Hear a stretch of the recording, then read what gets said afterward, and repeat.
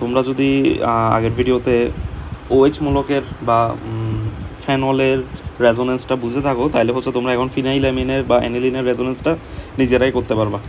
ঠিক আছে, এটা একটু নিজেরা ভিডিওটা পজ করে একটু প্র্যাকটিস করো, তাহলে হচ্ছে তোমাদের জন্য ভালো। সেম ঘটনা ঘটবে এখানে। NH2 এখানে থাকে হচ্ছে তোমার কি দুইটা মুক্তজোড় ইলেকট্রন বা এক জোড়া মুক্তজোড় ইলেকট্রন। তাহলে হচ্ছে তোমরা এই মানে ফেনলের মতো করে এটা একটু নিজেরা ট্রাই করে দেখতে পারো। ভিডিওটা পজ করে আমি করাই দিব, বাট নিজেরা একটু ট্রাই করো। ফেনলে একটা জিনিস আমি মিস করছিলাম, সেটা হচ্ছে এখানে নেগেটিভ ইন্ডাকটিভ ইফেক্ট হবে। আমি বলে মাইনাসটা দিই নাই, হয়তো মুখে বলছি বাট মাইনাসটা লিখি নাই। তো তোমরা একটু এটা কারেকশন করে নিও। এটা হচ্ছে নেগেটিভ ইন্ডাকটিভ ইফেক্ট, এটা হচ্ছে পজিটিভ মেসোমারিক ইফেক্ট।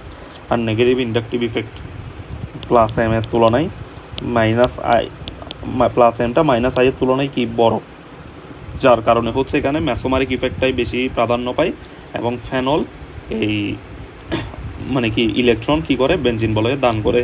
তো সেম ঘটনা হচ্ছে ফিনাইলামিন বা অ্যানিলিনের ক্ষেত্রেও প্রযোজ্য। তো আমরা একটু যদি খেয়াল করি এখানে ঘটনাটা কীভাবে ঘটে, আমি আগের মতো আর ডিটেলস বলবো না, জাস্ট তোমাদের প্র্যাকটিস এবং আনসারটা মিলানোর জন্য আমি জিনিসটা দেখাই দিব। প্রথম স্টেপে প্রথম ধাপে কি কাজ হবে, মাথার ইলেকট্রন হাতে আসবে অ্যান্ড হাতের ইলেকট্রন কই যাবে, মাথায় যাবে। যদি এই ঘটনাটা ঘটে তাইলে হচ্ছে আমার এই যে এখানে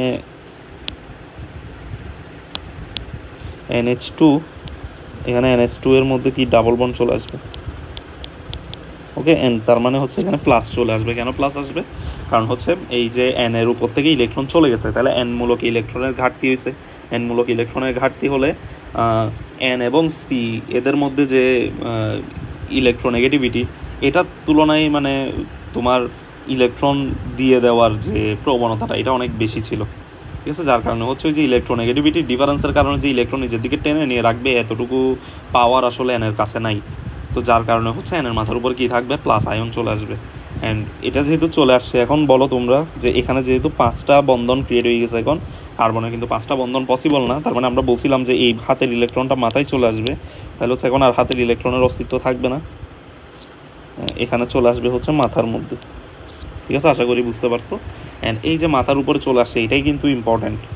মাথার উপরে ইলেকট্রন চলে আসা মানে হচ্ছে এই যে পজিশনটা, এই অর্থ পজিশনটার মধ্যে হচ্ছে এখন ইলেকট্রন ঘনত্ব বেড়ে গেছে। আচ্ছা, তাহলে এখন সেম কাজ তুমি আবার করবা। সেটা কি, এই যে মাথার ইলেকট্রনটা হাতে আসবে অ্যান্ড এই যে হাতের ইলেকট্রনটা মাথায় যাবে। ঠিক আছে, যদি এই কাজটা করো তাহলে হচ্ছে এখন এই বন্ধনটা তো নাই অলরেডি, তাহলে হচ্ছে এখন এই জায়গায় হচ্ছে একটা বন্ধন ক্রিয়েট হবে, আর এটা তো ছিলই অলরেডি NH2। আর এই যে এই বন্ধনটা এটাও কিন্তু কি হয়ে যাবে, নাই হয়ে যাবে। কেন নাই হয়ে যাবে, কারণ হচ্ছে এই যে এখানে দেখা যাচ্ছে তোমার বন্ধন, এই বন্ধনের ইলেকট্রনটা এই কার্বনের মাথার উপর চলে আসছে, তাহলে হচ্ছে এইখানের মধ্যে হচ্ছে আমার মাইনাস দেখা যাবে। ঠিক আছে, আশা করি এটা বুঝতে পারছো। এবার হচ্ছে এই ধাপে আমার আবার কাজটা কি, সেটা হচ্ছে এই যে মাথার ইলেকট্রন হাতে যাবে, হাতের ইলেকট্রন আবার মাথায় আসবে। ঠিক আছে, এই কাজটা যদি করো তাহলে একটু দেখো, তাহলে সেকেন্ড থার্ড স্টেপে আমার কি হচ্ছে, এগুলো সব মুছে দিই।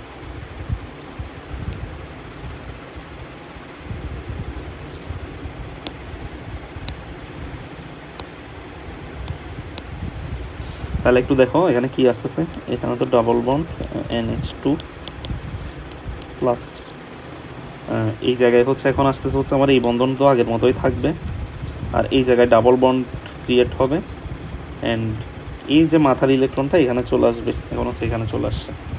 ঠিক আছে, এখন লাস্ট স্টেপ সেটা হচ্ছে কি, এই যে মাথার ইলেকট্রন হাতে আসবে অ্যান্ড হাতের ইলেকট্রন মাথায় যাবে।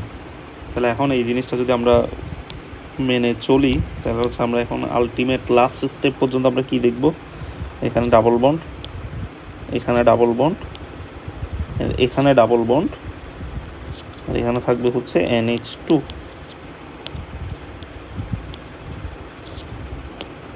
NH2 এর মধ্যে কি চলে আসবে, এখন দুইটা ইলেকট্রন চলে আসবে, যেটা ছিল মুক্তজোড় ইলেকট্রন। তাহলে আগের সাথে এখনের ডিফারেন্সটা একটু তোমরা যদি লক্ষ্য করো, প্রথমের সাথে লাস্ট স্টেপের ডিফারেন্সটা, তাহলে আশা করি তোমরা বুঝতে পারবা যে এখানে আসলে কী ঘটছে। সেটা হচ্ছে প্রথমটাতে তোমার এই ডাবল বন্ডগুলো যেখানে ছিল এখন ঠিক অপোজিট জায়গাগুলোর মধ্যে হচ্ছে ডাবল বন্ডগুলো আছে।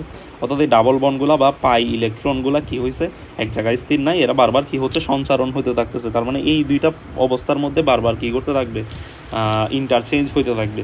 প্রথমটা থেকে দ্বিতীয়, দ্বিতীয় থেকে আবার প্রথমে আসবে, প্রথম থেকে আবার দ্বিতীয়, মানে এগুলো একদম প্রায় অনেক অল্প সময়ের মধ্যে করতে থাকে। যার কারণে হচ্ছে আমরা একেবারে এখানে কি দেখি, সার্কেল দেখে থাকি। ঠিক আছে, আশা করি তোমরা বুঝতে পারছো কীভাবে রেজোনেন্সটা ঘটতেছে। এখন আবার ওই আগের মতো বাংলা লেখার সময় তুমি মেনলি এই জিনিসগুলো ফোকাস করবা, যে সে কোন কোন পজিশনগুলোর মধ্যে আসলে কি হয়েছে, ইলেকট্রন ঘনত্ব বৃদ্ধি পাইছিল। ঠিক আছে, দেখো তোমরা এই যে এই জায়গাগুলোর মধ্যে তার কী হয়েছিল, ইলেকট্রন ঘনত্ব বৃদ্ধি পাইছিল। 2 নাম্বার, 3 নাম্বার আর 4 নাম্বার চিত্রের অর্থ এবং প্যারা পজিশনগুলোর মধ্যে তার কী হয়েছে, ইলেকট্রন ঘনত্ব বৃদ্ধি পাইছে। তাহলে হচ্ছে এগুলো হচ্ছে ইলেকট্রোফাইলের জন্য বেস্ট জায়গা একদম, যেখানে এসে হচ্ছে ইলেকট্রোফাইল কী করতে পারবে, অ্যাটাক করতে পারবে। ঠিক আছে, আমি তাহলে লিখতে পারি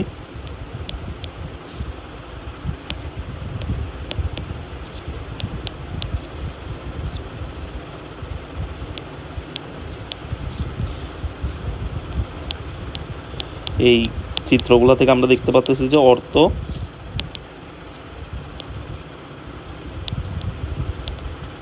এন্ড প্যারা পজিশনে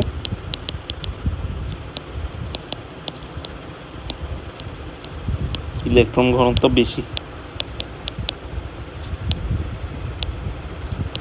ফলে ইলেকট্রোফাইল সহজে এই পজিশনে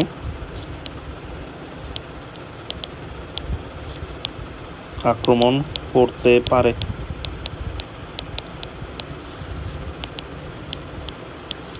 তাই NH2 মূলক কোন নির্দেশকমূলক, অবশ্যই অর্থপ্যারা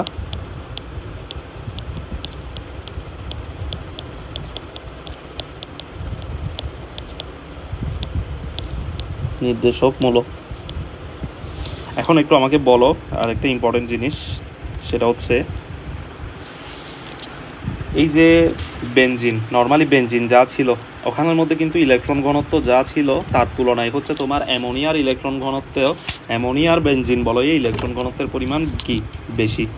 ঠিক আছে, বেনজিনের ইলেকট্রন ঘনত্ব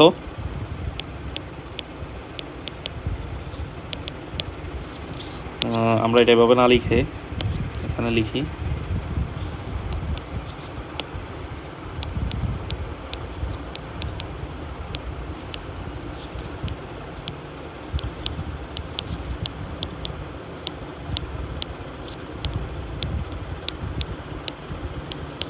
বেনজিনের বলয়ে ইলেকট্রন ঘনত্ব অপেক্ষা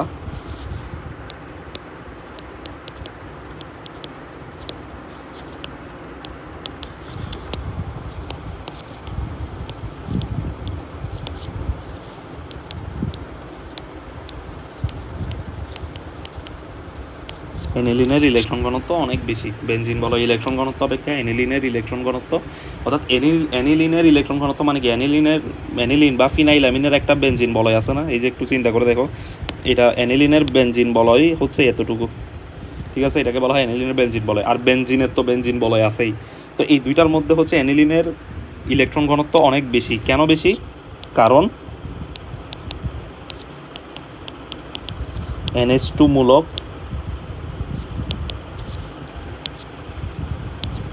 বলয়ে ইলেকট্রন দান করে বলয়কে সক্রিয় করে দেয়। ঠিক আছে, আশা করি তোমরা এই জিনিসটা বুঝতে পারছো যে অ্যামিনোমূলক বা NH2 মূলকের কারণে বলয়ে ইলেকট্রন দান করার মাধ্যমে বলয়কে কি করে দেয়, সক্রিয় করে দেয়। তাহলে এখন তোমরা আমাকে বলো যে কে বেশি সক্রিয়, বেনজিন সক্রিয় নাকি অ্যানিলিন সক্রিয়?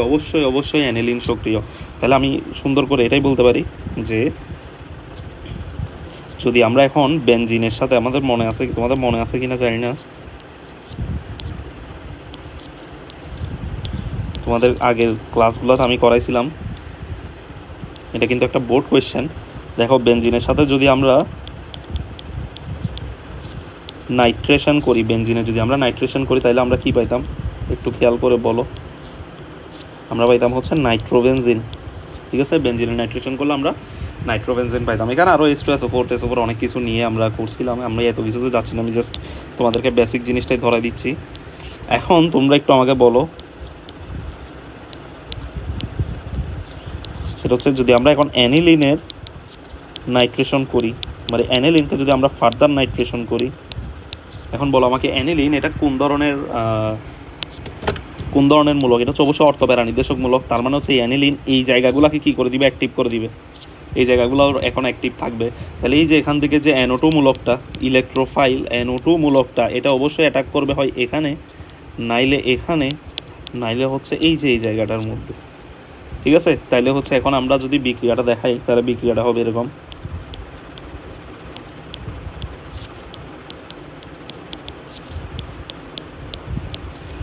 ঠিক আছে, এটাকে বলা হয় হচ্ছে অর্থো নাইট্রো অ্যানিলিন বা অর্থো নাইট্রো ফিনাইল অ্যামিন।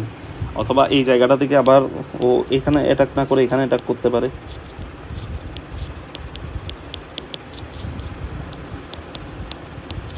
ঠিক আছে, এই দুইটা যৌগ তার কি হতে পারে, তৈরি হতে পারে। তাহলে এখন বলো আমাকে এই দুইজনের মধ্যে অবশ্যই কেউ একজন তো সক্রিয়ভাবে বিক্রিয়া করছে, তাহলে বলো এর সক্রিয়তা বেশি নাকি এর সক্রিয়তা বেশি? অবশ্যই এর সক্রিয়তা বেশি। তাইলে তোমাকে বলতে পারে যে ফার্দার নাইট্রেশনে কে বেশি নাইট্রেশন বিক্রিয়ায়, কে সহজে, ধরো এটাকে পি যৌগ বললো, এটা হচ্ছে পি যৌগ, এটা হচ্ছে কিউ যৌগ। তাহলে পি এবং কিউ এর মধ্যে পি ও কিউ এর মধ্যে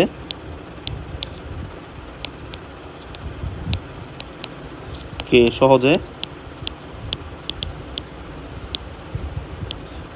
নাইট্রেশন দিবে। তাহলে আনসার কি হবে তোমরাই বলো এবার। তাহলে অবশ্যই ফিনাইল অ্যামিন,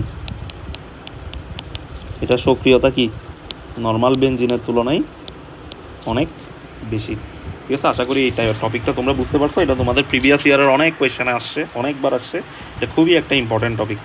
আশা করি তোমরা বুঝতে পারছো এটা, যে বেনজিনের তুলনায় অ্যানিলিনের কি সক্রিয়তা বেশি, ফলে ফার্দার নাইট্রেশনের ক্ষেত্রে এই যে পি নাইট্রেশন, এই বিক্রিয়াটাতে, এই বিক্রিয়ার নাইট্রেশন যত দ্রুত, মানে যত তাড়াতাড়ি হয়েছে তার চেয়ে বেশি তাড়াতাড়ি হবে হচ্ছে এই নাইট্রেশনটা। ঠিক আছে, কারণ হচ্ছে এই NH2 থাকার কারণে বেনজিন বলয় কি হয়ে গেছে, সক্রিয় হয়ে গেছে। আশা করি এতটুকু বুঝাইতে পারছি তোমাদের।